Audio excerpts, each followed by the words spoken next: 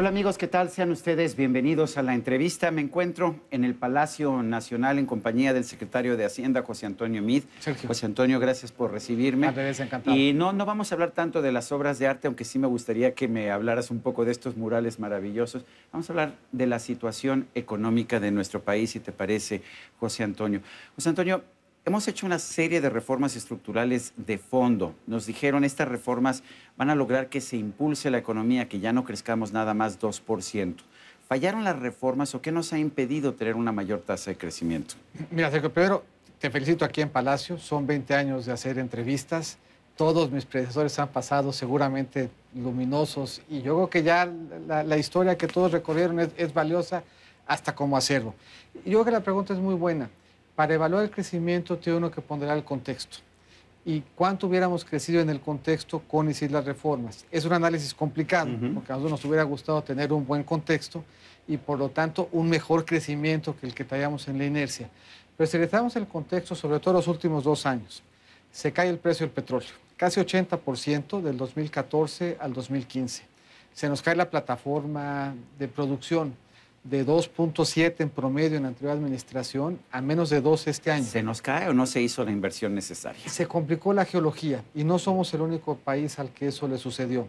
México era un país de un superyacimiento y ahora somos un país petrolero que tiene que extraerlo de muchos yacimientos cada vez más complicados y la pregunta es valiosa. Se agotó Cantarell. Se agotó Cantarell y si ves la producción no Cantarell, Pemex ha incrementado en casi 700,000 barriles diarios la producción no Cantarell de 2000 para acá, que es equivalente a lo que produce Colombia. Entonces, la gestión de recuperación del petróleo no Cantarell es muy exitosa, pero hacerlo sin poder contratar, sin traer capital, sin traer tecnología, con una geología cada vez más difícil, era prácticamente imposible y por lo tanto heroico. Se cae el precio del petróleo, nos estabas diciendo. ¿Qué tanto significa esto en términos de crecimiento económico? Si uno revisa el PIB, el crecimiento de la producción industrial del país, con petróleo o sin petróleo, la diferencia es de poco más de medio punto del PIB. O sea, el contexto energético en los últimos 12 años ha implicado que el país crezca entre 0.5 y 0.7 menos de lo que podía haber crecido de haberse mantenido las condiciones de precio y plataforma que teníamos al principio de la administración. ¿Por qué algunos estados crecen y crecen sólidamente? ¿Por qué tenemos un estado como Guanajuato, un estado como Aguascalientes? Y por el contrario, bueno, entiendo Campeche. Campeche es gran productor de petróleo. Tabasco, sobre todo, que les pegó de manera particular. Pero hay muchos otros estados que están virtualmente estancados y en cambio tenemos estados que están creciendo mucho. Mira, si uno revisa, generalmente los que no están creciendo, y por eso regreso un poquito al contexto, mal entorno energético, mal entorno de crecimiento global, mal entorno de crecimiento en la producción industrial de Estados Unidos. Si tú quitas el petróleo de la ecuación, pasas de crecer 2,5%, el PIB va a crecer 3%. Si Estados Unidos estuviera creciendo como creció al final de la anterior administración, eso te suma casi un punto de crecimiento adicional. Entonces, el crecimiento que estamos viendo hoy es un crecimiento que se explica por las reformas. En ausencia de las reformas, estaríamos teniendo severas dificultades de finanzas públicas y severas dificultades de crecimiento. Entonces, el crecimiento que hoy estamos viendo es un crecimiento de estados en donde las condiciones estructurales están dadas, en contraste con estados que tenían poca complejidad, que solamente estaban invertidos en el petróleo, que es el caso de Campeche y de Tabasco, contra estados en donde había turismo, había sector agropecuario, había actividad manufacturera, había capacidad exportadora. Y lo que hoy estamos viendo en nuestra economía es que las reformas nos han dado más complejidad. La economía mexicana hace más actividades, está más diversificada en sus fuentes de crecimiento. Y en ese entorno que hemos dicho de gran dificultad, al que sumamos la enorme incertidumbre que hoy tenemos por la relación con Estados Unidos, relativo a contexto, el crecimiento de la economía mexicana ha sido robusto y resistente.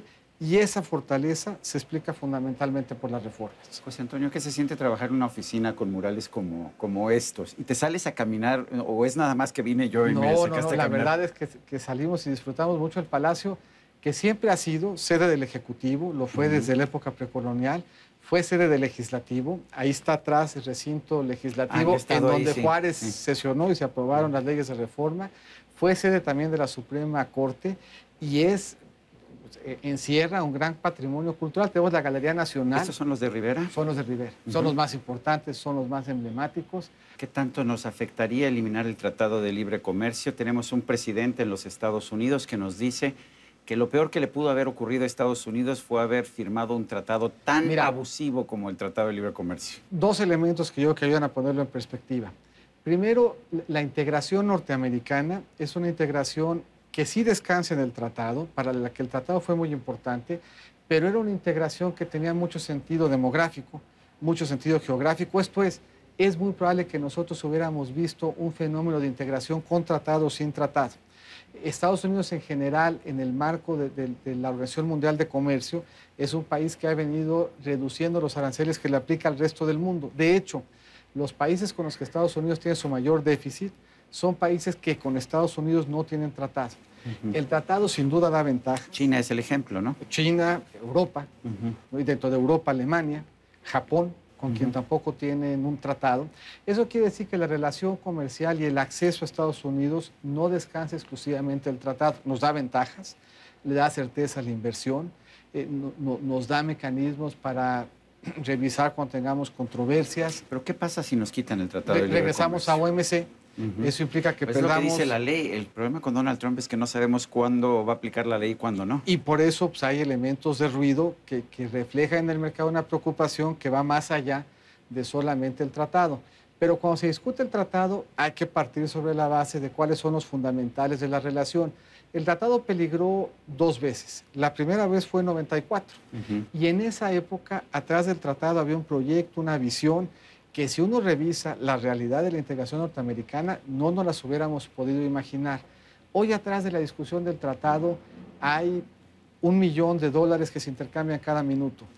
$1 millón cada minuto.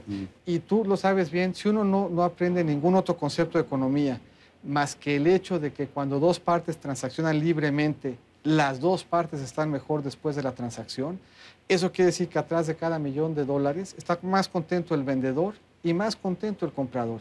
Esto es, estamos generando prosperidad compartida de los dos lados de la frontera. Trump se preocupa del déficit comercial. Dice es que los mexicanos tienen un superávit de $60,000 millones. El superávit por sí mismo casi es una identidad contable que refleja más bien si el país tiene o no ahorro interno.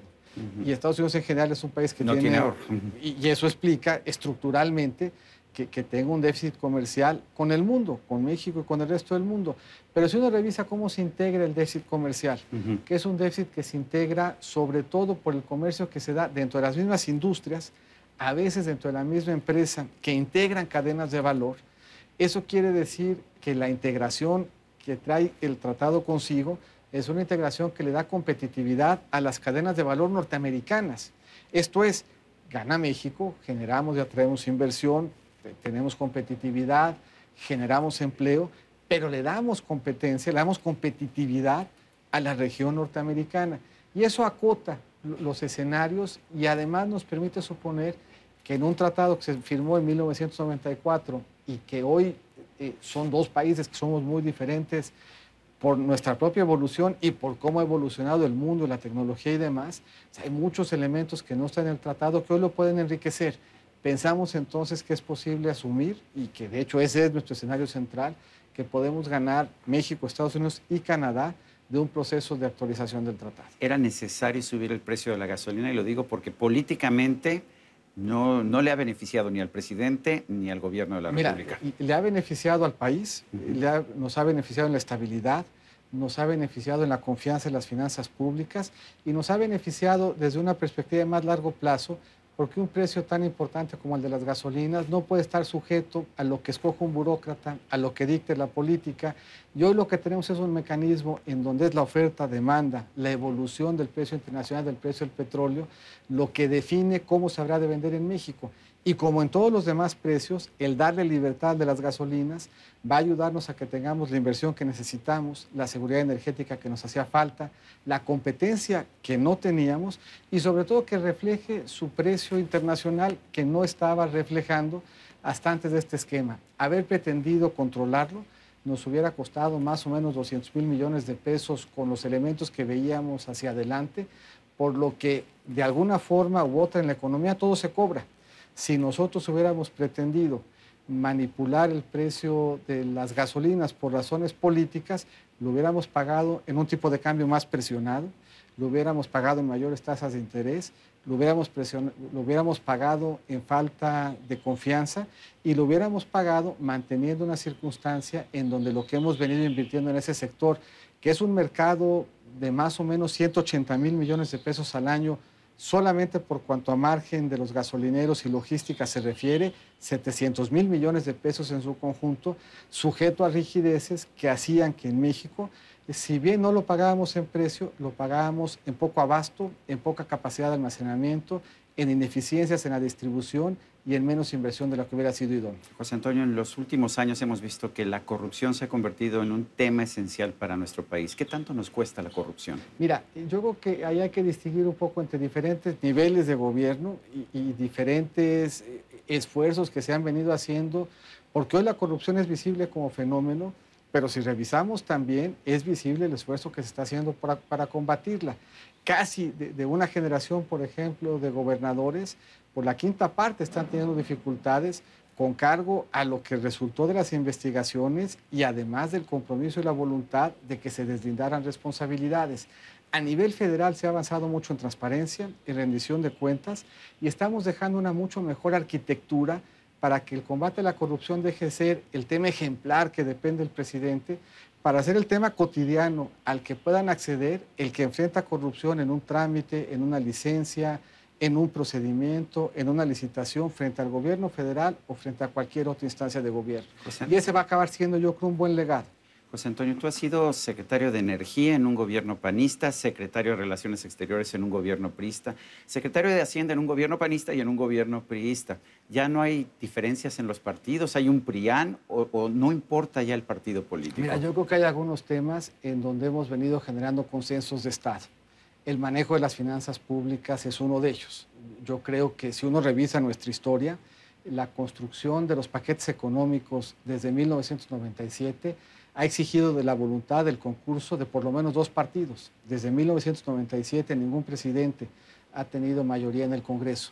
Y eso nos ha obligado a discutir, a consensar, y hoy nos da un valor en que el cuidado de la casa, que el cuidado de las finanzas públicas es un valor que es ampliamente compartido por las diferentes fuerzas políticas, como lo es, y tenemos hoy una ley, lo que tenemos que hacer en materia de inclusión, en desarrollo social, y como hoy lo es desde muchas perspectivas, lo que tenemos que hacer si frente a la caída de Cantarell queremos que la riqueza petrolera lo siga haciendo en beneficio del desarrollo del país.